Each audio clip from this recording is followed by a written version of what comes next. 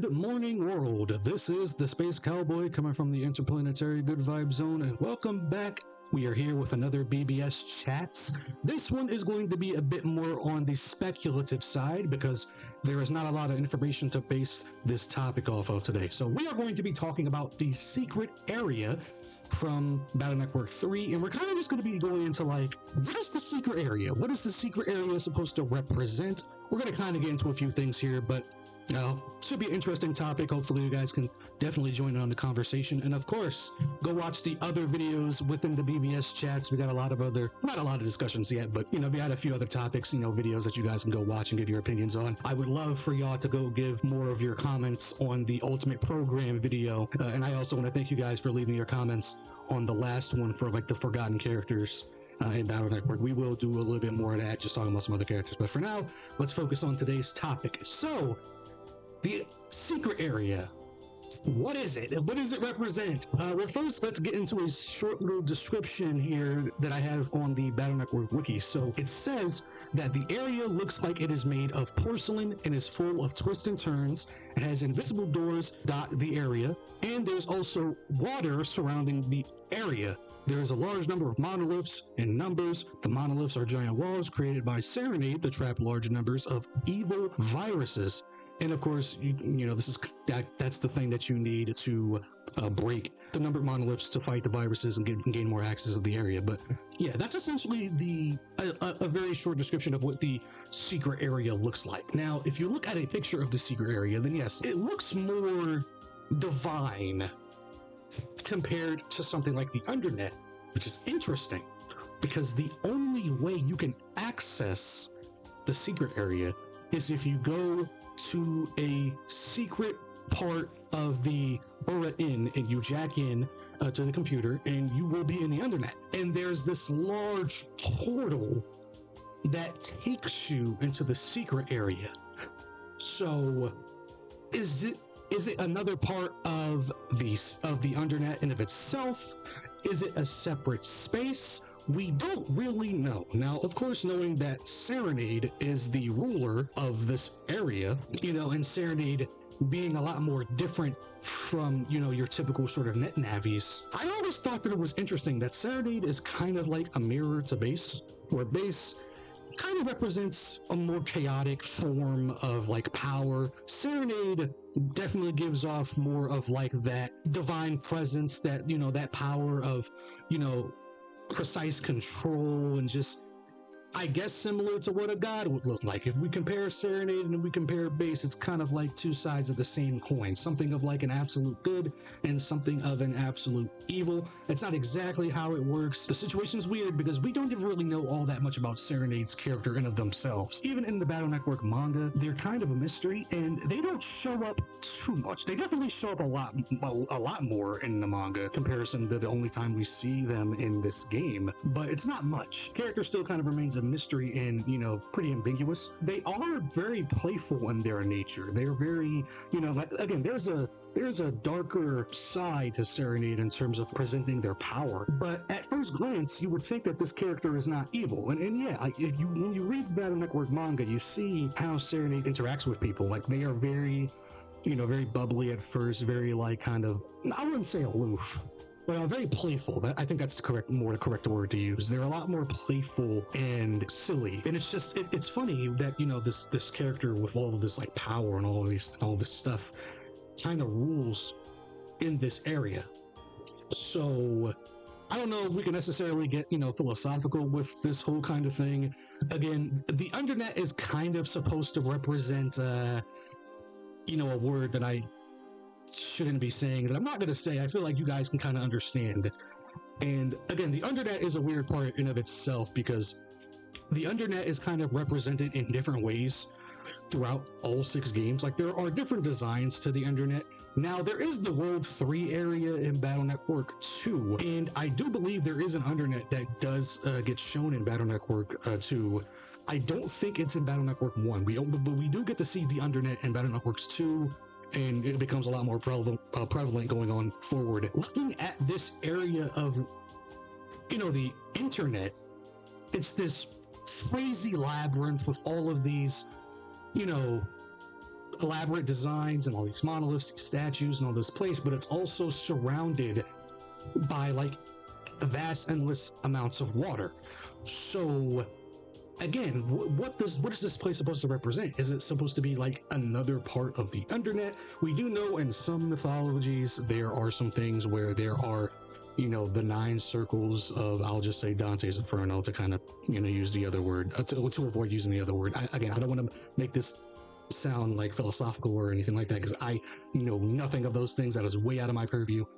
But I do want to kind of give you guys some form of an idea to kind of represent this, you know, this sort of theory, this discussion that we're having. All in all, I guess you could say that, yeah, it's just like another part of the undernet, maybe like the deepest depths of the undernet. Or it could also be like the undernet in its purest form. Like, this is what the undernet actually is once you like get down to like the deepest reaches of the internet and like into like the source code and like, you know, all these different forms of data. This is kind of like, maybe this is where things originate, you know. And then we have like all of these different layers, that being the undernet. And then, you know, the interesting part alone about Battle Network is that the internet world is a separate space of its own. So we have all of these different parts, like, you know, jacking into all of these different like comps and these computers, you know, like Battle Network is very interesting because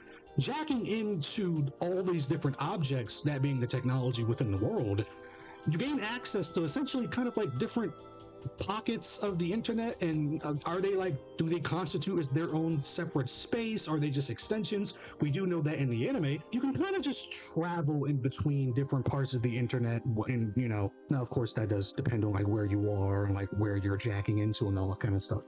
But the undernet is a very interesting thing because you can only access the undernet through very specific means, and that goes for all 3 mediums of the series as well. It's not just, you know, the games or anything like that. But I think that it's interesting because, again, this is the only time we get to explore the secret area. And even when you listen to the music, like, it sounds more like otherworldly. Like, it sounds like something you don't get to hear compared to like all of, you know, compared to like all of the other OSTs that you listen to with these areas. And you just, when you compare the song of the undernet in this game,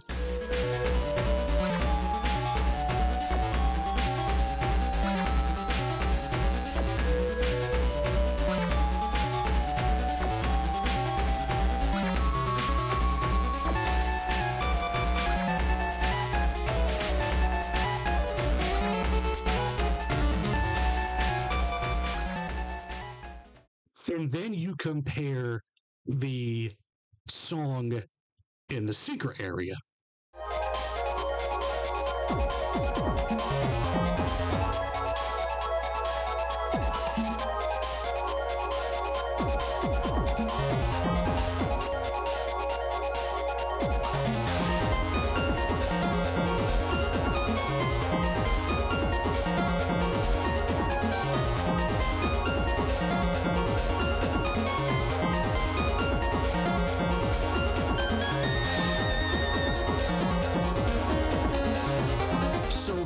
Definitely some mirror reflection of what these worlds are. If you ask me, there's 2 ways you can go about it. You could say this is essentially the internet heaven, which I don't necessarily think that is the case, because you can still encounter very powerful and dangerous viruses. Again, the fact that very powerful navis like Yamato Man and Dark Man exist in this area, and Serenade rules this space, you know. So I feel like you could say, and I'm not saying this with 100%, you know, concrete confirmation of what this is, because it's still just my idea, but I think that the secret area could be potentially the undernet in its purest form, or a separate space where data originates and is born in and kind of, you know, spreads out into all these different forms of data and all that stuff. Again, I don't know. Let me know what you think. Let me know your ideas.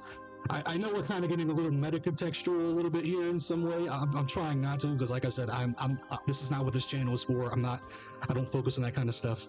Not even in real life. I'm just it's that kind of, you know, discussion is way out of my range, out of my ballpark. This is just me kind of providing ideas, especially when you relate all of this to just like the real world, in with computers and technology and the internet and all that stuff. There's a lot of really great discussions about this sort of thing that you can kind of have with the Battle Network series, and that's the reason why this series has also been kind of